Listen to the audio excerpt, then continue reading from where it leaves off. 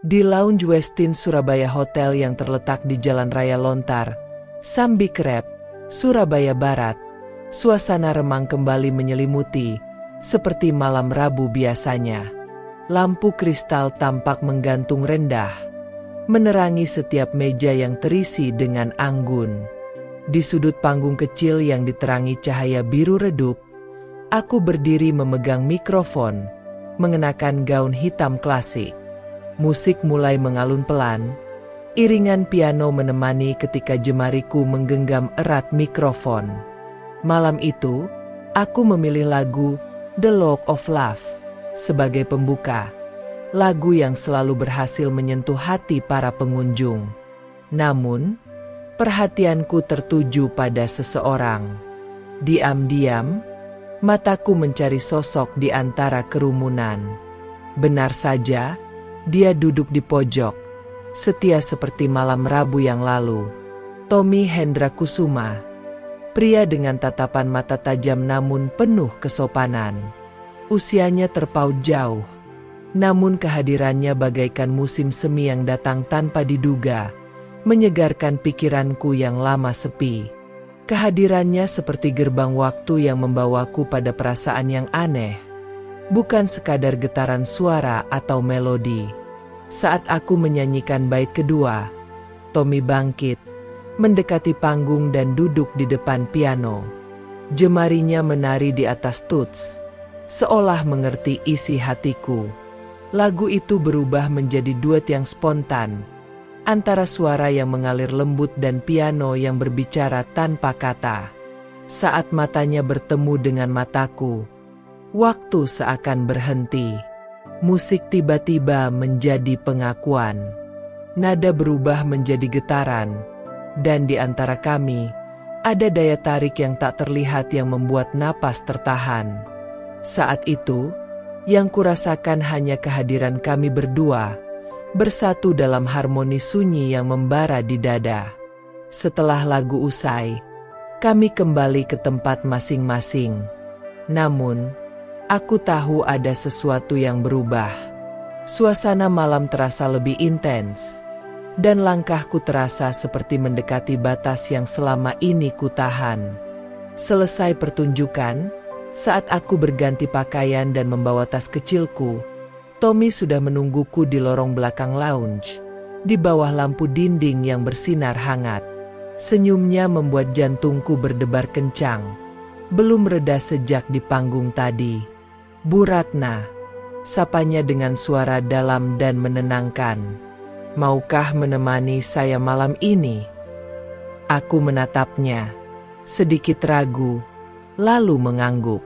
Keraguan itu bukan tentang moral, bukan pula tentang benar atau salah, tapi tentang jiwaku yang sudah terlalu lama sendiri, terlalu lama menahan rindu yang tak terucap. Malam itu membawa kami ke kamar 212 di Hotel Shangri-La Jalan Maijen Sungkono, Surabaya Barat.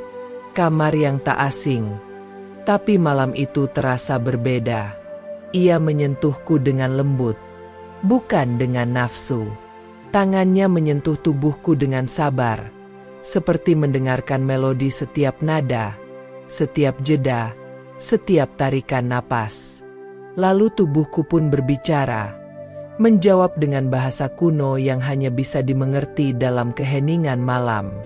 Namun saat pagi tiba, aku hanya menatapnya dalam diam, menyadari bahwa kisah ini tidak akan mudah. Aku bukan wanita biasa.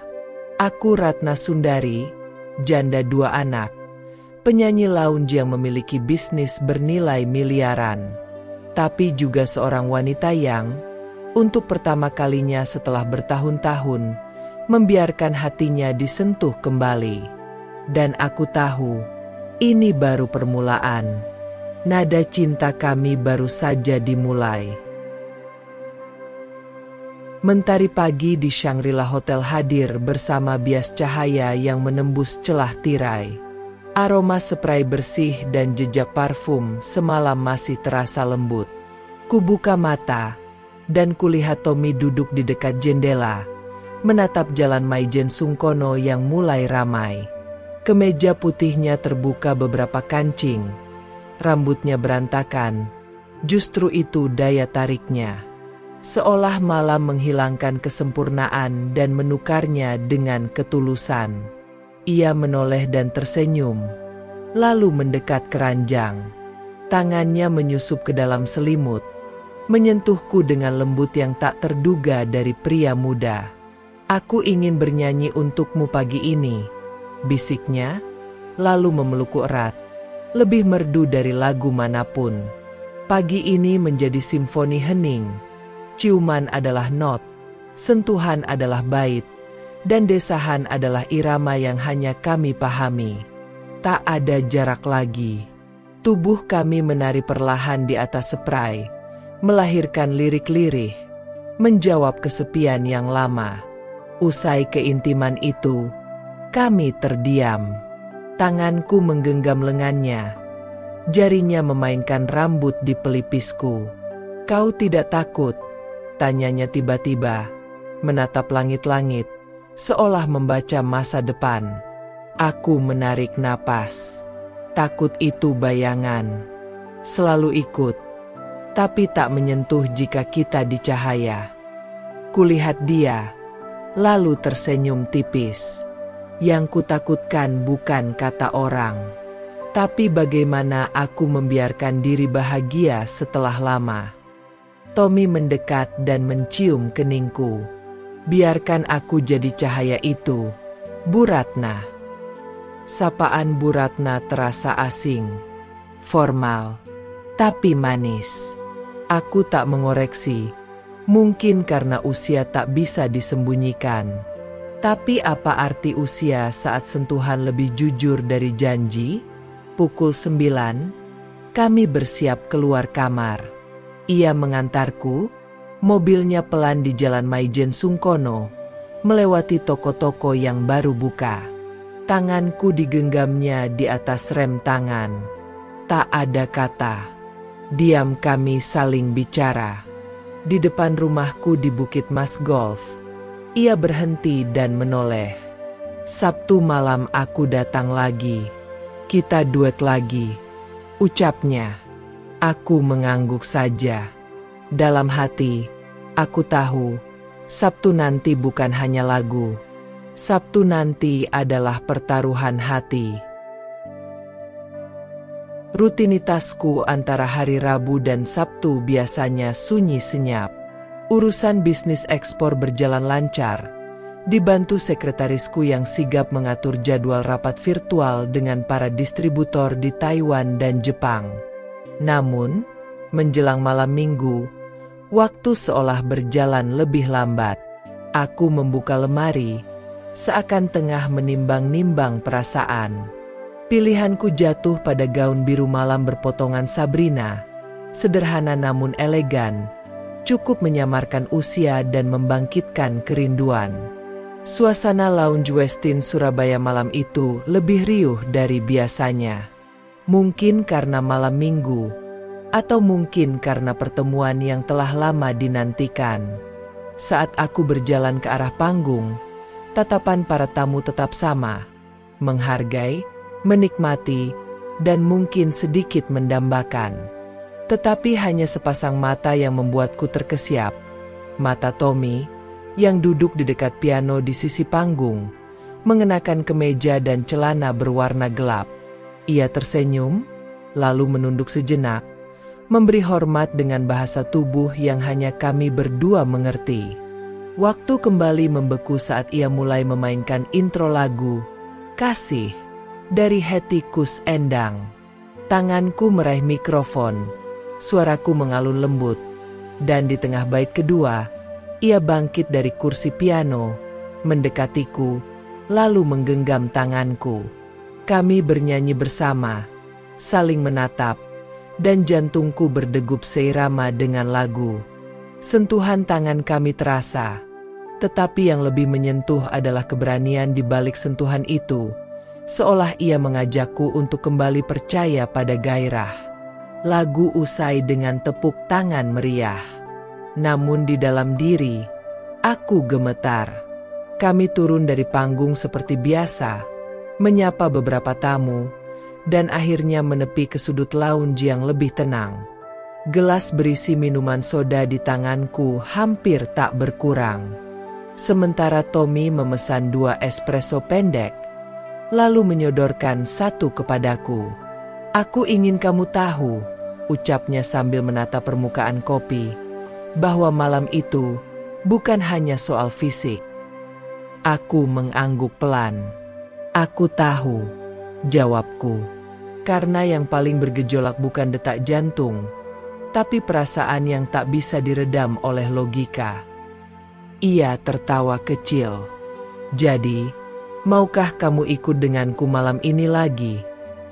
Aku menatap matanya dalam-dalam, membiarkan pertanyaan itu berputar di benakku seperti bayangan lampu kristal di dinding. Akhirnya, aku mengangguk. Bukan sebagai wanita yang ragu, tetapi sebagai wanita yang tahu kapan harus berhenti menyangkal diri. Dan untuk kedua kalinya, kami tiba di Shangri-La Hotel. Namun malam ini berbeda dengan malam Rabu. Kali ini, hujan turun membasahi jendela, seolah alam pun tahu, malam ini harus lebih dari sekadar basah. Di dalam kamar, kami tidak banyak bicara. Ia memelukku dari belakang saat aku berdiri di depan cermin, melepaskan anting yang tadi kupakai di panggung. Cermin memantulkan wajahku yang merona, saat bibirnya menyentuh tengkuku. Tangannya menyusuri punggungku, bukan dengan nafsu, melainkan dengan kerinduan yang selama ini terpendam. Tubuh kami kemudian menyatu lagi, tapi kali ini lebih lambat, lebih dalam, seolah ingin menggali rahasia satu sama lain melalui setiap lengkungan dan desir napas. Saat tubuhku melingkar di sekelilingnya, aku seperti mendengar nada yang hanya bisa dimainkan oleh mereka yang pernah kehilangan dan kini ingin mencintai tanpa jeda. Aku tidak menanyakan apakah momen ini akan abadi. Malam itu, satu-satunya harapanku adalah keyakinan, irama yang kita ciptakan bersama takkan pudar oleh waktu atau perbedaan kasta. Pagi hari di kamar hotel terasa begitu sunyi, sudah menjadi hal biasa. Tommy ternyata sudah bangun duluan, lagi duduk di sofa dengan laptop menyala, hanya pakai celana pendek dan kaos oblong. Aku cuma memperhatikannya dari dalam selimut, mencoba mencerna keberadaannya di sini. Seorang anak muda penuh cita-cita dan harapan, memilih menghabiskan malam dengan wanita seperti diriku yang penuh bekas luka dan cerita yang tersembunyi. Perlahan aku bangun, memakai kimono sutra yang ada di lemari. Saat aku duduk di sampingnya, dia menutup laptop dan menggenggam tanganku. "Andai malam seperti ini bisa disimpan dalam botol," bisiknya pelan, "aku akan minum setetes saja kalau lagi merasa kosong." Kemudian jarinya masuk ke rambutku, membelai keningku, lalu turun ke tulang rahang, seolah ingin mengingat setiap lekuk tubuhku. Bibirnya menyentuh bahuku, lalu perlahan naik ke leherku, seperti menapaki kenangan. Badanku terasa lemas lagi, bukan karena capek, tapi karena sentuhannya bukan cuma sekadar nafsu, tapi seperti doa yang diucapkan lewat kulit. Kami bercinta dalam cahaya pagi, tak tergesa, tak rakus. Peluh menyatu dengan aroma kopi yang tertinggal di meja. Aku tak menahan suara, tak menutupi getar. Karena pagi itu, cintaku padanya tak lagi bisa bersembunyi dalam nada. Setelah membersihkan diri dan mengisi perut, kami pun berkemas untuk kembali ke rumah. Seperti biasa, dia mengantarku, dan sebelum aku keluar dari mobil, dia sempat berucap, "Aku ingin bertemu Renata dan Rashid. Tidak harus sekarang, tapi kapanpun kamu merasa siap." Ucapan itu membuat dadaku berdebar kencang. Bukan karena aku merasa malu, melainkan karena aku sadar bahwa hubungan kami tidak hanya sebatas malam dan kamar hotel saja. Ada realita lain di balik asmara ini. Ada anak-anakku yang harus kupikirkan. Ada memori tentang almarhum suamiku, Bambang Tejamurti, yang 7 tahun silam menghembuskan nafas terakhirnya di atas kuda, dan tak pernah kembali lagi. Aku perlu waktu, jawabku pelan. Tapi itu bukan berarti aku menolakmu. Dia mengangguk pelan tanda mengerti. Aku akan menunggu dengan sabar. Aku keluar dari mobil dengan perasaan yang berkecamuk. Rashid sedang asyik bermain game di ruang keluarga, sementara Renata belum tiba dari kampusnya. Aku menyapa mereka sekilas lalu bergegas menuju kamar. Kutatap wajahku di pantulan cermin, mata yang sedikit bengkak, bibir yang merona akibat cumbuan, dan kulit yang tak bisa menyembunyikan cerita malam yang baru saja berlalu. Aku adalah Ratna Sundari, seorang wanita yang dulu hidup dari gemerlap panggung dan nostalgia, kini berusaha untuk meraih secercah harapan. Di larut malam, sebuah pesan singkat dari Tommy masuk ke ponselku. Jika kita diibaratkan dua melodi yang tak tertulis dalam partitur yang sama, biarkan aku menambahkan baris selanjutnya. Aku tersenyum kecil, namun juga diliputi rasa was-was. Dunia ini tak selalu menerima dengan baik melodi-melodi yang lahir dari lubuk hati yang terdalam. Kegelisahanku ini beralasan. Semakin jauh aku menjalin hubungan dengan Tommy, semakin kuat pula kenangan dan harapan tentang masa depan yang saling bertentangan di dalam pikiranku. Sejujurnya, aku bukan tipe wanita yang gampang jatuh cinta, tetapi ketika aku bersamanya, seolah-olah aku kembali menjadi Ratna yang dulu, 20 tahun lebih muda, yang berani, bebas, dan mencintai tanpa berpikir panjang. Hari Senin tiba dengan cepat. Aku mengikuti rapat virtual dengan klien dari Korea melalui Zoom, dari ruang kerja pribadiku di lantai atas. Di layar, aku berbicara mengenai batasan ekspor sarang burung walet dan aturan baru terkait perlindungan lingkungan laut. Namun pikiranku berkelana.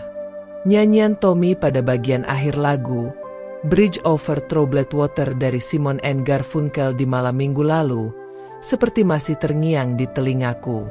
Selain itu, aku juga mengingat saat dia mengecup jari-jariku satu persatu di dalam lift hotel, sebelum kami berpisah di depan kamar. Setiap sentuhan bibirnya seperti menyusun puisi di atas tubuhku.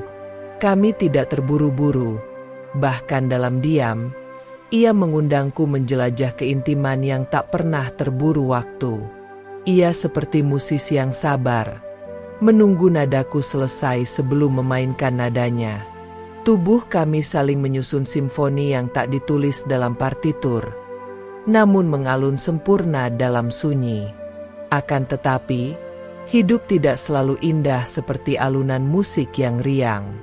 Pada suatu malam Selasa, tepat ketika saya sedang merapikan perlengkapan berkemah Rashid untuk kegiatan sekolahnya, Renata tiba-tiba memasuki kamar saya. Dia berdiri di depan pintu dengan ekspresi yang sungguh-sungguh, sambil menggenggam sebuah amplop besar di tangannya. "Ibu, biasanya ibu menyimpan ini di mana?" tanyanya.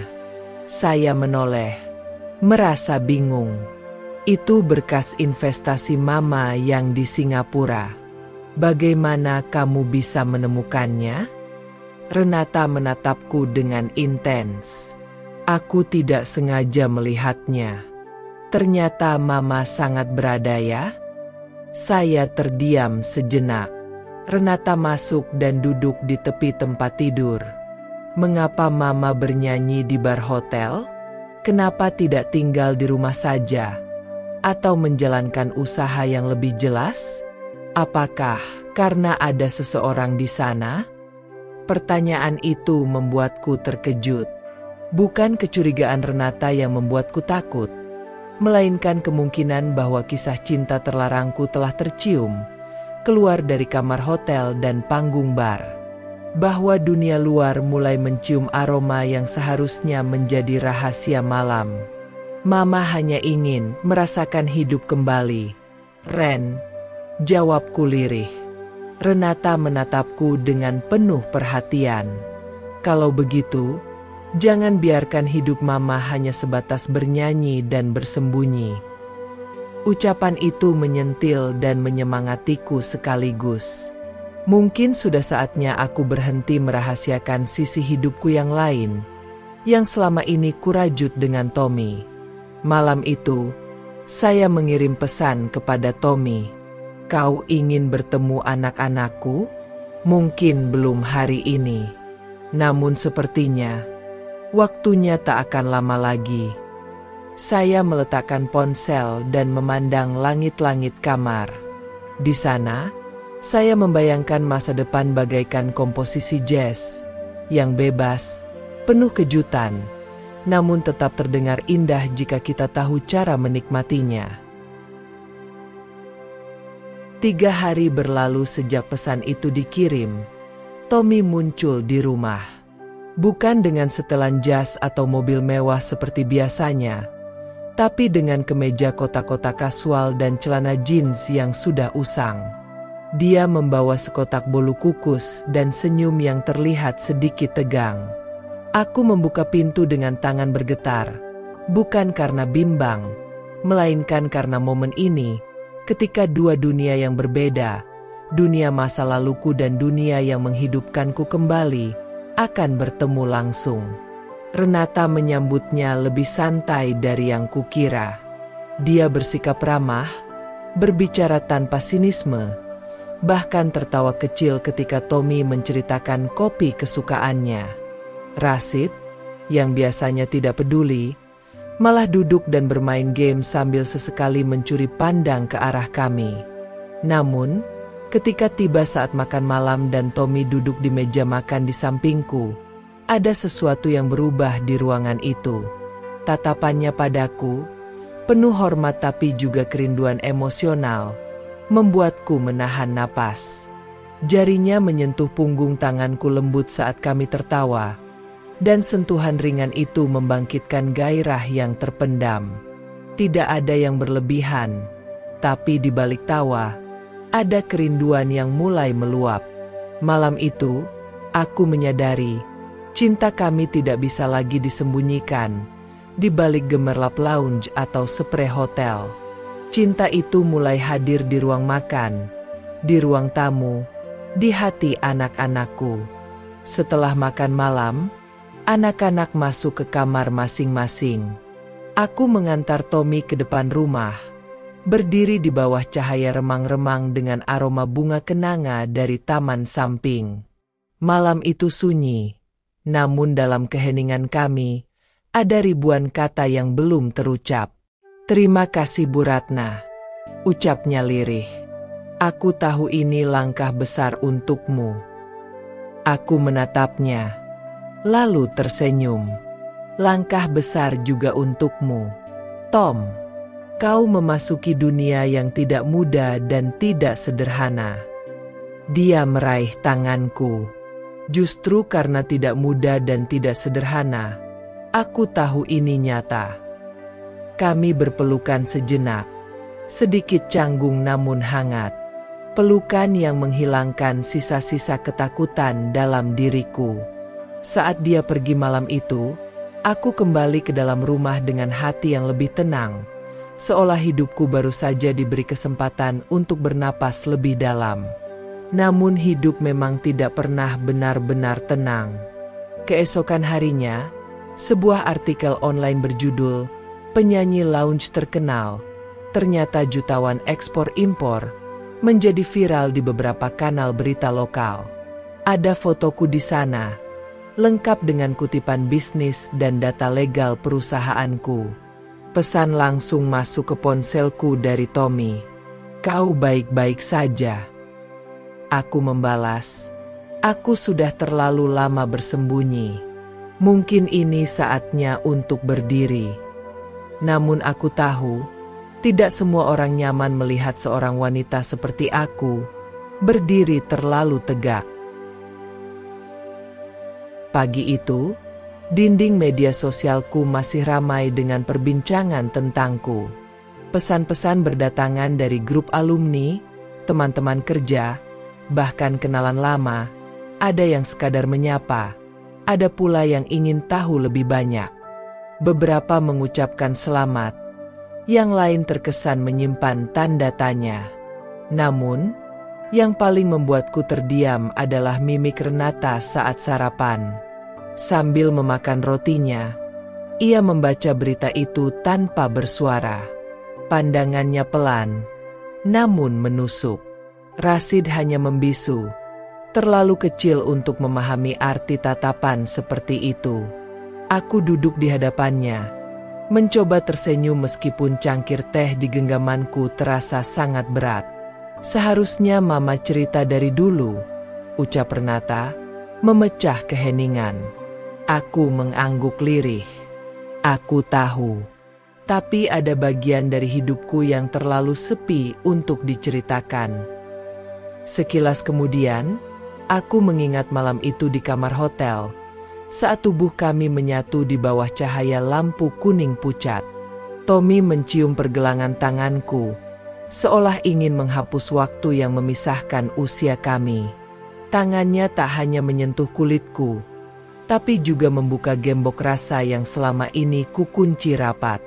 Kami tidak bercinta seperti dua tubuh muda yang memburu puncak, tapi seperti dua jiwa yang saling mencari tempat untuk pulang. Ketika ia menyusuri lekuk tubuhku, tak ada keraguan, hanya penyerahan. Suara desahku menyatu dengan napasnya, seperti nada-nada yang tak ingin segera usai. Dan dalam diam setelahnya, ia memelukku seakan aku adalah tempat istirahat terakhirnya setelah bertahun-tahun berjalan. Lamunanku buyar seketika oleh suara Renata.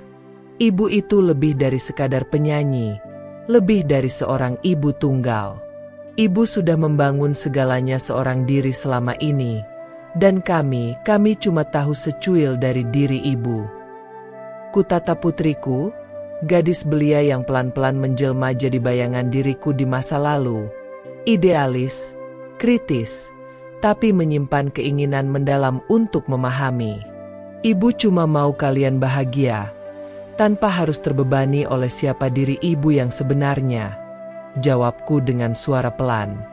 Renata mengembuskan napas, lalu bangkit berdiri. Jika kebahagiaan ibu ada pada pria itu, setidaknya kami berhak tahu apa yang selama ini ibu perjuangkan. Hari itu semua urusan kantor kutinggalkan. Aku memilih berdiam diri di kamar, membiarkan waktu berlalu dengan lambat. Beberapa kali Tommy menelepon, tapi tak kujawab. Aku butuh waktu sendiri. Bukan untuk menghindar, tapi untuk benar-benar siap menghadapi segalanya. Bukan sebagai Ratna si penyanyi lagu cinta, tapi sebagai wanita yang akhirnya sadar bahwa dirinya pantas dicintai tanpa harus memakai topeng. Di malam hari, aku berdiri di balkon rumahku di lantai 2, mengenakan kimono batik berwarna biru tua. Langit Surabaya penuh bintang, dan lampu-lampu kota berkelip seolah ingin menyampaikan sesuatu padaku. Sebuah pesan singkat dari Tommy masuk. Jika kamu takut menghadapi semua perhatian itu, biarkan aku yang menghadapinya. Aku tidak akan lari kemana-mana. Dan tanpa sadar, air mataku menetes. Bukan karena merasakan kesedihan, tapi karena untuk pertama kalinya dalam hidupku, aku merasa tidak sendirian lagi. Meskipun Surabaya masih riuh rendah mendekati tengah malam, rumahku terasa sunyi. Rasid sudah pulas di kamarnya, sementara Renata memilih bermalam di kosnya. Aku sendiri berlama-lama di balkon, merasakan angin malam menyentuh pipiku yang masih basah karena air mata. Pesan dari Tommy masih kuraih erat, seakan terlalu bernilai untuk dilepaskan begitu saja. Aku kembali ke kamar, menyalakan lampu tidur yang temaram, lalu duduk di tepi ranjang. Suasana terasa hening seperti sebelum pertunjukan dimulai, penuh dengan napas yang tertahan. Akhirnya, aku meraih ponsel dan membalas pesan Tommy dengan singkat. "Aku bersedia bicara. Temui aku." Balasannya datang cepat. "Lobi Hotel Shangri-La. Sekarang." Tiba di Hotel Shangri-La, semua emosi yang kupendam meluap bagai air bah. Saat pintu kamar hotel terbuka dan Tommy berdiri di sana, matanya teduh dan jaket kulit abu-abu gelapnya kontras dengan kulitnya yang muda, aku hanya bisa terdiam. Tanpa sepatah kata pun, ia mendekat dan memelukku lembut, seolah tubuhku adalah rumah yang telah lama ia rindukan. Kami tidak terburu-buru. Ia mencium puncak kepalaku, lama dan dalam. Saat bibir kami akhirnya bertemu, tidak ada gairah yang membara, hanya kehangatan yang perlahan menyala. Ketika tangannya menyentuh tengkukku, semua suara di luar menghilang, hanya detak jam di dinding yang terdengar, mengingatkan waktu terus berjalan. Namun, malam ini, kami memilih untuk berhenti sejenak dari dunia. Kami duduk berdampingan di ujung ranjang, masih tanpa kata. Namun, dalam keheningan itu, ada pengakuan bahwa cinta kami, yang tumbuh dari alunan musik lounge hotel dan malam-malam sepi, kini menuntut tempat yang nyata. Aku menatapnya. "Apa kamu siap menerima semua yang datang bersamaku? Usia, masa lalu, anak-anak, dan reputasi yang tidak selalu sempurna?" Tommy menggenggam tanganku erat. "Aku mencintaimu bukan karena siapa dirimu di atas panggung, tetapi karena siapa dirimu saat musik berhenti." Suara itu tenang, jujur, tak memburu. Dan malam itu, kami tidak bercinta seperti pasangan yang haus akan pelarian. Kami saling membuka lapisan demi lapisan, seperti membaca puisi dari halaman terakhir kembali ke awal. Di dadanya, aku menaruh seluruh bebanku. Di pelukanku, ia menaruh keteguhannya. Mungkin inilah yang disebut cinta tanpa syarat. Saat yang satu hancur, yang lain bersedia menjadi reruntuhan yang melindungi. Saat fajar mulai mendekat, tubuh kami menggigil tanpa perlindungan apapun selain dinginnya udara. Tiba-tiba aku tersadar. Semua ini bukan sekadar alunan melodi piano diiringi remangnya lampu sebuah bar. Ini adalah kehidupan yang sebenarnya. Ketika mentari esok hari menyingsing, aku harus menentukan apakah aku akan terus bersembunyi atau berani mengungkapkannya seutuhnya. Pagi itu, aku terjaga lebih awal. Sinar mentari khas Surabaya perlahan menembus celah tirai kamar hotel, menyelimuti kulit kami yang masih menyimpan kehangatan malam. Tommy masih terlelap, sebelah tangannya memeluk erat bantal yang baru saja kurtinggalkan. Raut wajahnya begitu polos, hampir seperti anak lelaki yang belum tersentuh masalah hidup. Tanpa kata, aku ingin menjaganya dari segalanya, dari dunia yang menghakimi, keluarga yang mungkin mencemooh, dan masa depan yang mungkin dirusak masa laluku. Ku berdiri di depan cermin, memandangi pantulan diriku. Di balik gaun tidur merah yang kukenakan, tampak seorang wanita berumur 45 tahun, yang letih, terluka, namun tetap memancarkan daya tarik. Anehnya, pagi ini aku merasa cantik. Bukan karena riasan atau pencahayaan kamar hotel, melainkan karena semalam seseorang menatapku seolah aku adalah satu-satunya wanita yang dilihatnya dengan sepenuh hati. Tiba-tiba Tommy memelukku dari belakang. Tubuhnya masih hangat dan napasnya lembut menyentuh leherku. Tanpa bicara, ia hanya mengecup pundakku, lalu berbisik lirih. "Selamat pagi, Ratna." Suaranya berat dan menenangkan, bagai alunan cello yang syahdu. Kutolehkan wajahku sedikit, dan ia menciumku perlahan, tanpa nafsu membara, hanya getaran halus yang menjalar dari kulit hingga ke relung hati. Ia mengusap tulang punggungku dengan jari telunjuknya, lembut dan penuh hormat. Dalam keheningan itu, kami bukan hanya telanjang secara fisik, namun juga secara emosional. Namun, dunia di luar kamar hotel ini tidak mengenal bahasa seperti ini.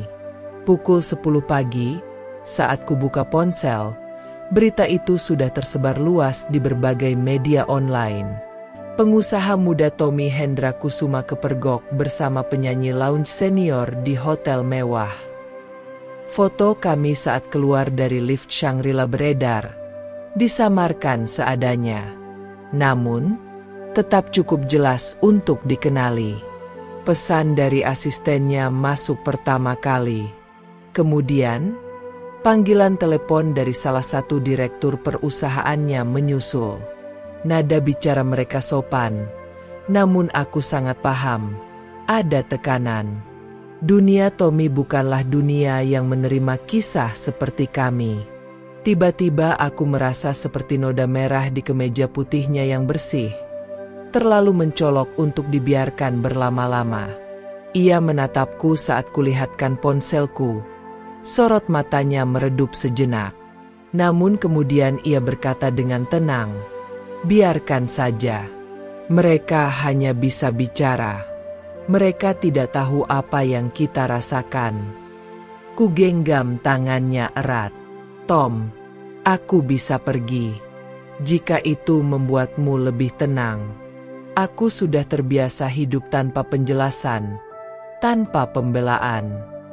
Ia mengecup punggung tanganku.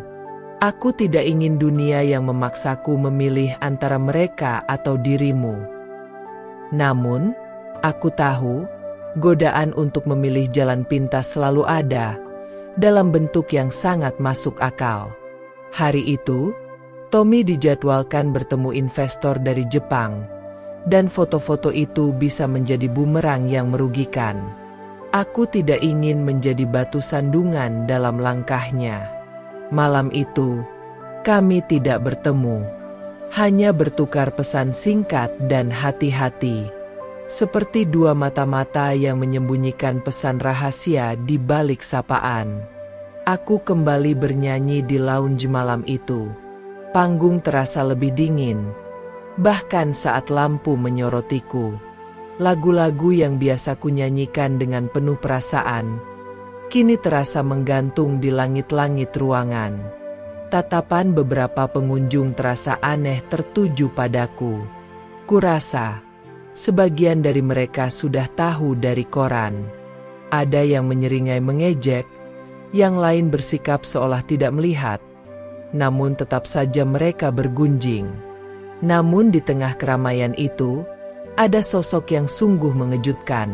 Ibunda Tommy.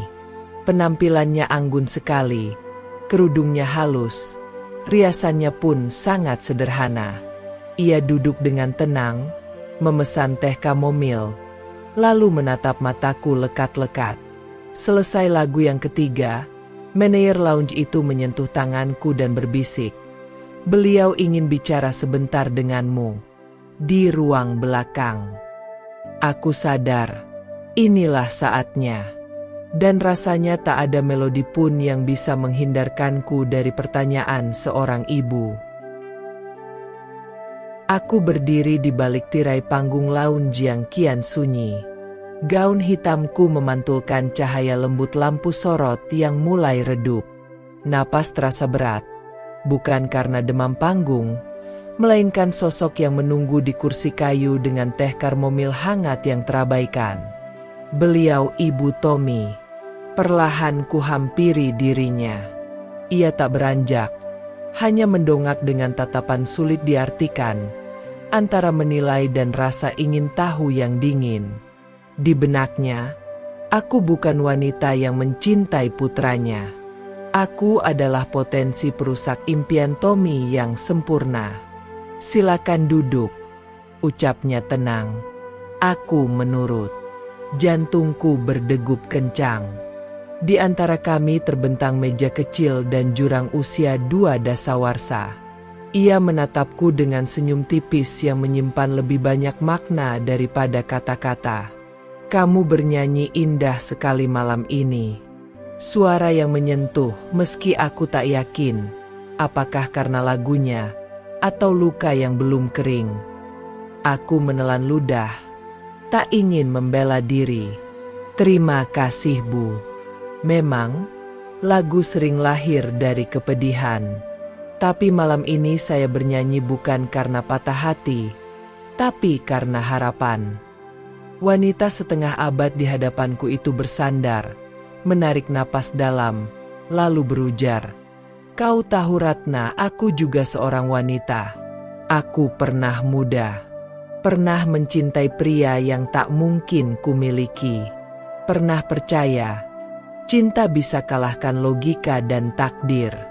Tapi dunia ini keras." Suaranya lirih, namun tanpa kelembutan, hanya kejujuran yang menusuk kalbu. Putraku sedang berada di puncak karirnya. Kamu pasti tahu.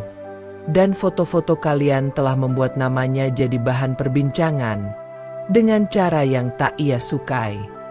Aku terdiam, hanya menatap cangkir teh yang meninggalkan jejak air di meja. Aku tahu ini bukan sekadar obrolan ibu dan calon menantu. Ini negosiasi terselubung antara harga diri dan hak untuk dicintai. Jika kamu benar-benar mencintai Tommy, lanjutnya, lepaskan dia. Biarkan dia melangkah tanpa beban masa lalu. Matanya menatapku tajam, namun tanpa amarah. Bagaikan pisau bedah, bukan golok. Rapi, dalam, dan tak langsung terasa sakit. Aku menghela napas panjang. Lantas, bagaimana jika saya juga ingin bahagia? Bahwa mungkin, untuk pertama kalinya, saya bukan hanya seorang penyanyi di atas panggung, tapi seseorang yang pantas dicintai di balik sorotan lampu? Ia menatapku lekat-lekat, tanpa balasan. Keheningan yang terasa begitu lama, seolah sebuah penghakiman. Akhirnya ia berbisik, "Kau tahu, wanita sepertimu harus lebih kuat dari cinta itu sendiri atau jangan pernah jatuh cinta." Ia berdiri, membereskan tasnya, lalu pergi tanpa menoleh. Aku membiarkannya.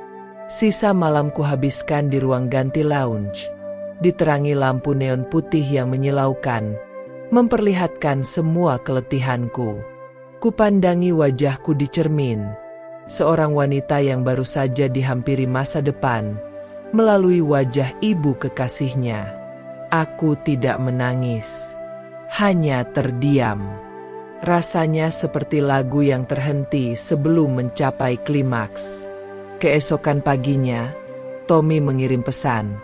"Kita ngobrol sore ini di tempat biasa." Aku tak langsung membalas, hanya memandangi langit mendung dari balik tirai kamarku.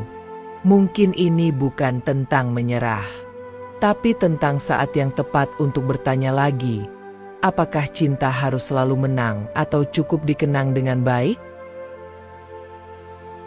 Aku tiba lebih awal di kafe favorit kami, ruang kecil yang tersembunyi di sudut jalan Pandegiling. Tempat itu menyimpan kenangan saat Tommy sedikit demi sedikit membuka dirinya, lewat setiap kata, setiap lirikan. Matahari baru saja tenggelam ketika aku duduk di kursi rotan, menghadap jendela yang kini memantulkan bayangan wajahku. Wajah yang tak lagi muda, namun terasa lebih tenang dari biasanya. Mungkin karena aku telah ikhlas, bukan untuk menahan, tetapi untuk merelakan, jika itu yang terbaik. Tommy datang tak lama sesudahnya. Ia memakai kemeja putih polos lengan panjang yang dilipat, berbeda dari biasanya yang selalu rapi dan resmi. Matanya terlihat sayu, tetapi tidak menghindariku. Ia duduk pelan, memesan kopi hitam seperti biasa, lalu terdiam. "Terima kasih sudah datang," ucapnya akhirnya. Aku mengangguk. Kamu yang meminta. Jadi aku datang. Sejurus kemudian, ia memegang tanganku di atas meja. Ibu sudah menemuimu ya? Aku diam saja. Hanya mengangguk lirih. Tommy menarik napas dalam. Aku tahu caranya berbicara, terdengar dingin. Tapi dia hanya tahu satu cara mencintai, mengatur dan menjaga. Walaupun itu menyakitiku. Aku tersenyum tipis. Pahit. Terkadang yang menyakitimu juga menyelamatkanmu. Ia terdiam, lalu menggenggam tanganku lebih erat. Ratna, aku tak mau hidup dengan kepura-puraan. Aku mencintaimu, dan aku tidak akan menyembunyikannya. Cinta saja tak cukup, Tom, kataku lirih. Aku sudah cukup dewasa untuk mengerti bahwa mencintai seseorang tak berarti harus memilikinya. Terkadang mencintai berarti melepaskannya, agar ia dapat berkembang tanpa terbebani. Ia menatapku lekat. Apakah kamu ingin aku memilih? Aku ingin kamu memilih dengan jujur, tanpa rasa bersalah, tanpa aku sebagai beban. Kata-kata itu terucap hampir tanpa suara. Namun justru disitulah kekuatannya berada. Sung, hanya suara sendok dan cangkir dari meja lain yang terdengar samar. Aku ingin berjuang, katanya akhirnya. Bukan melawan ibuku, tapi berdiri di sampingmu. Aku menggeleng pelan. Jangan berdiri di sampingku, Tom. Berdirilah di tempat di mana kamu bisa melihat hidupmu dengan jelas. Jika aku masih ada di sana, maka aku akan tahu, aku bukan hanya keinginan sesaat, tetapi rumah yang kau pilih meski badai datang membawa ketakutan. Ia tertunduk. Untuk pertama kalinya, aku melihat Tommy benar-benar menahan air mata. Tetapi ia tidak menangis. Hanya menggenggam tanganku lama, seolah ingin mengingat tekstur kulitku, garis-garis usiaku, detak jantung yang belum hilang. Kami berpisah malam itu tanpa ucapan perpisahan. Hanya pelukan singkat di dekat pintu mobil, dan tatapan panjang yang tak menjanjikan apapun. Beberapa hari kemudian, aku kembali bernyanyi di lounge.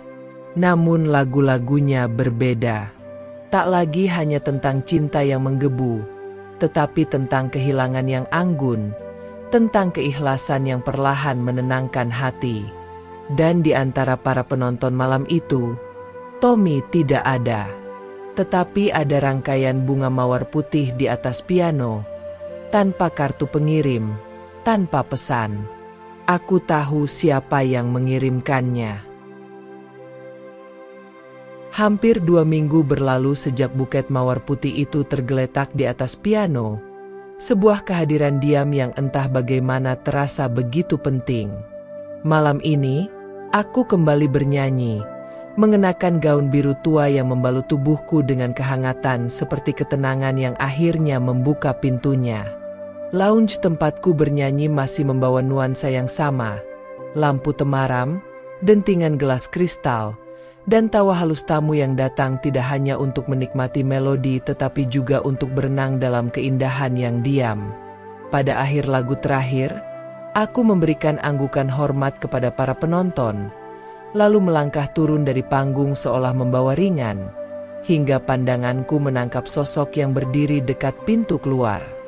Dia adalah Tommy, bersama ayah dan ibunya.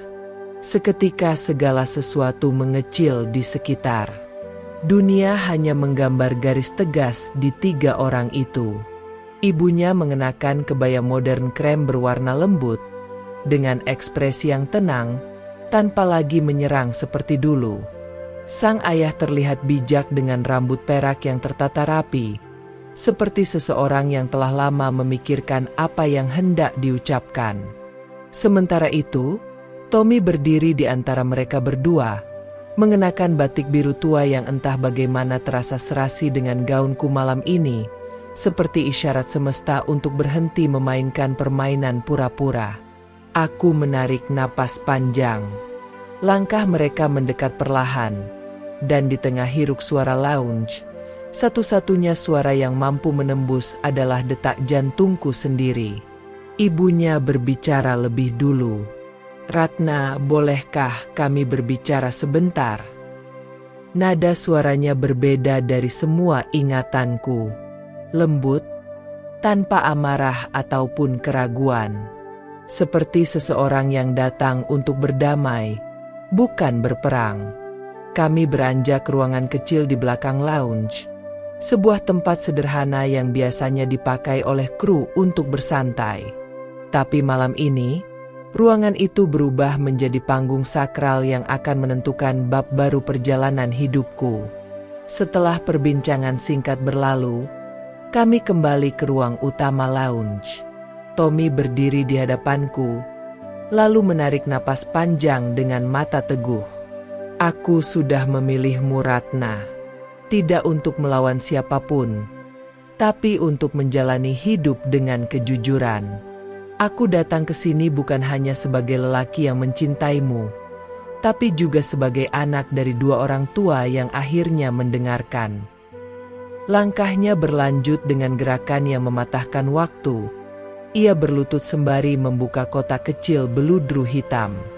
Di dalamnya ada kilauan sederhana, cincin emas putih dengan berlian kecil di pusatnya. Tidak mewah, tetapi entah bagaimana begitu bermakna, lebih dari apapun yang pernah kudengar bergema di atas panggung. "Aku tahu siapa kamu," ucapnya dengan suara yang kokoh namun penuh kelembutan. "Dan aku mencintai kamu. Bukan meski kamu Ratna yang pernah jatuh, tapi karena kamu Ratna yang bangkit kembali dan menemukan keberaniannya untuk terus bernyanyi." Ibunya mengangguk perlahan. "Anak kami sudah dewasa," ujarnya lembut.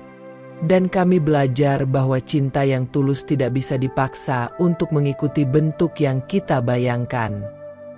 Tanganku mulai gemetar. Oksigen terasa lambat memenuhi paru-paruku, dan air mata menunggu dengan sabar di sudut mataku. Aku memandang cincin itu sejenak, sebelum bergantian melihat wajah mereka satu persatu. Untuk pertama kalinya dalam hidupku, aku benar-benar merasa terlihat, bukan sebagai bayang-bayang dari masa lalu, tetapi sebagai harapan nyata dari hari esok yang patut diperjuangkan. Aku mengangguk perlahan. Ketika cincin itu melingkari jariku, aku tahu ini bukan akhir dari perjuangan panjang ini. Sebaliknya, ini adalah awal dari cinta yang dipilih dengan keberanian dan diterima sepenuh hati. Cinta yang sungguh-sungguh ingin hadir, tidak hanya untuk bermimpi tetapi untuk benar-benar ada. Malam itu, lagu tambahan mengalir melintasi ruang lounge. Di luar jadwal, aku bernyanyi sekali lagi, berdiri di atas panggung yang masih hangat oleh cahaya lampu sorot. Lagu itu bukan tentang perpisahan atau mimpi-mimpi samar, melainkan tentang rumah yang akhirnya ditemukan dalam pelukan seorang kekasih dan restu yang dulu tampak mustahil untuk dimiliki. Jika Anda sedang meragukan cinta yang tulus karena perbedaan usia, status, atau masa lalu yang kelam, ketahuilah bahwa cinta sejati tidak pernah menyerah. Seperti Ratna dan Tommy, Anda juga berhak merasakan kebahagiaan yang abadi.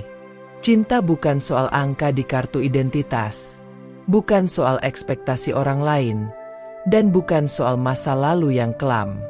Cinta adalah tentang keberanian untuk saling menerima, saling melengkapi, dan saling memberi tanpa syarat. Jangan biarkan dunia menentukan siapa yang pantas Anda cintai. Dan jangan biarkan rasa takut akan penolakan menghentikan Anda dari mengejar kebahagiaan sejati. Jika kisah ini menyentuh hati Anda, jangan lupa untuk Subscribe ke channel kami untuk mendapatkan cerita-cerita inspiratif lainnya. Memberikan like postingan ini sebagai bentuk dukungan untuk penulis. Tuliskan komentar dengan pengalaman cinta sejati Anda. Jangan lupa untuk share cerita ini kepada orang-orang yang sedang meragukan cinta mereka. Mari kita sebarkan inspirasi bahwa cinta sejati memang ada, dan setiap orang berhak mengalaminya, terlepas dari usia, status, atau latar belakang. Karena seperti kata Ratna, setiap nada dalam hidupku adalah karena cinta yang kau berikan. Dan setiap hari bersamamu adalah simfoni yang tak pernah kubosankan. Dan begitulah kisah Ratna Sundari dan Tommy Hendra Kusuma menjadi legenda cinta yang terus bernyanyi selamanya, menginspirasi setiap jiwa yang sedang mencari arti sejati dari cinta yang abadi.